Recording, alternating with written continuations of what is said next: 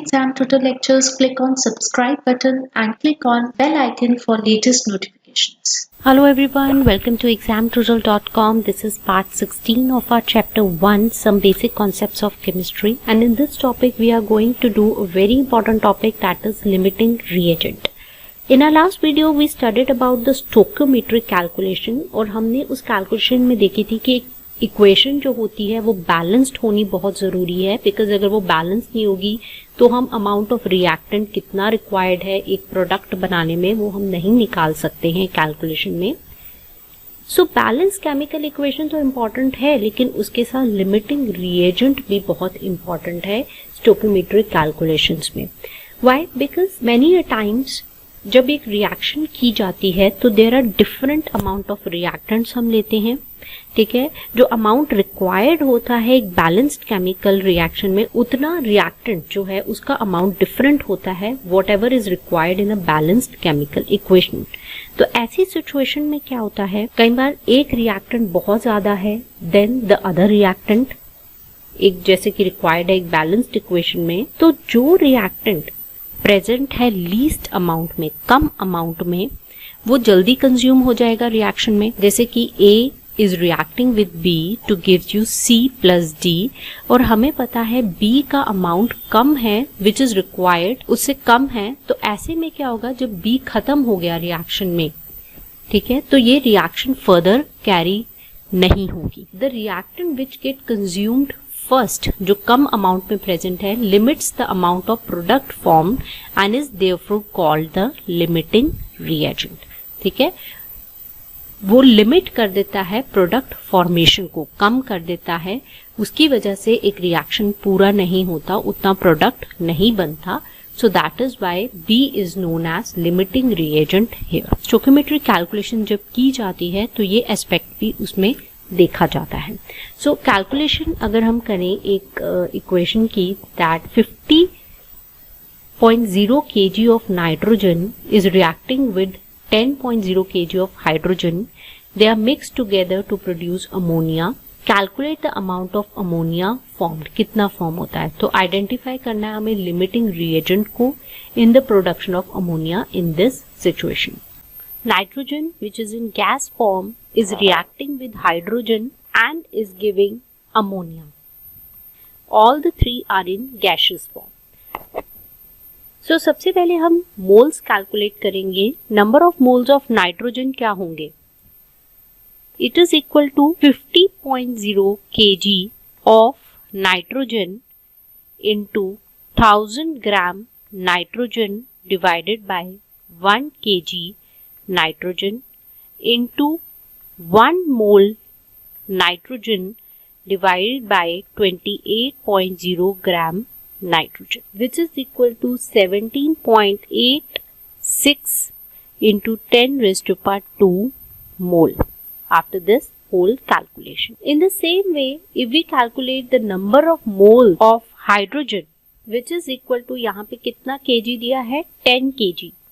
This is 10.00 kg hydrogen into 1000 gram hydrogen over 1 kg hydrogen into 1 mole hydrogen divided by 2.016 gram hydrogen, which is equal to 4.96 into 10 raised to power 3 mole. So इस equation के according 1 mole nitrogen को कितने मोल hydrogen चाहिए, 3 मोल. ठीक है, यहाँ पे 1 mole of nitrogen requires 3 mole of hydrogen for the reaction.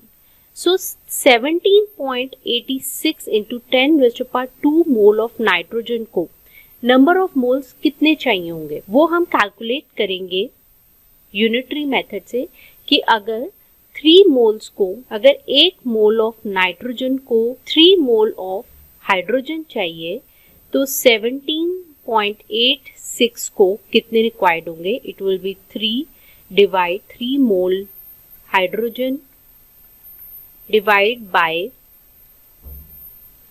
1 mole nitrogen into कितना, 17.86 into, here it is 10 raised to power 2 mole 10 raised to power 2 mole nitrogen. So when we calculate, it comes out 5.36 into 10 raised to power 3 mole hydrogen. But in our calculation, we saw that we have only 4.96 into 10 raised to power 3 mole of hydrogen. So limiting reagent क्या है, क्या चीज कम पड़ रहा है, di hydrogen, तो ये कम पड़ रहा है. अमोनिया जो बनेगा, जितना अमाउंट है हमारे पास 4.96 into 10 raised to power 3 मोल, उससे ही बनेगा. सिंस 3 मोल हाइड्रोजन गैस जो है, it is giving 2 mole ammonia, so 4.96 into 10 raised to power 3 mole hydrogen gas कितना होगा, कितना देंगे, 2 mole ammonia over 3 mole hydrogen, both are in gaseous form, which is equal to 3.30 into 10 raised to power 3 mole ammonia gas. ये obtain होता है product में, इतना ammonia. अगर हम इसे ग्राम्स में कन्वर्ट करें तो 1 मोल ग्राम्स में कितना होगा ammonia. It will be, ammonia is 14 plus 3 into 1, that is equal to 17 grams, 17.0 grams. So 33.30 into 10 raised to power 3 mole of ammonia gas कितना होगा, that will be equal to 17.0 grams ammonia divided by 1 mole ammonia gram, which comes out to be 3.30 into 10 raised to power 3 into 17 grams ammonia gram.